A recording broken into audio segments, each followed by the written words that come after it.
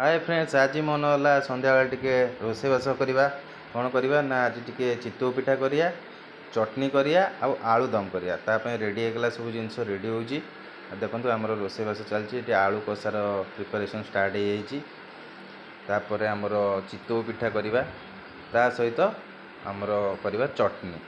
देखु ये चितौ पिठा चाउल आउ नड़िया नड़िया पाती होगी अच्छी। आम पाखे कोरोना नाला, आम पाती करदेचु, मिसी ग्राइंडिंग हम। आप मैंने जानते चितौ पिठा केमती है, से भाया प्रोसेस होगी। आण देखो बटा ही पूरा बेसी मोटा ना, टी पतला हम चितौ पिठा। तो तार सब अरेंजमेंट हो देखु मसला कषा चलती केमती देखो कलरटा पूरा झकास, सब छेचा मसला रही। देखु ये चटनी बुट डाली आउ रसुण पड़ी भजा है, बादाम आप भजा हम।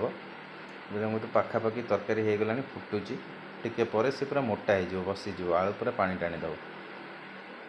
आउ पिठा हवा टाइम आसीगला, सार न आसले किसी हो पारनी।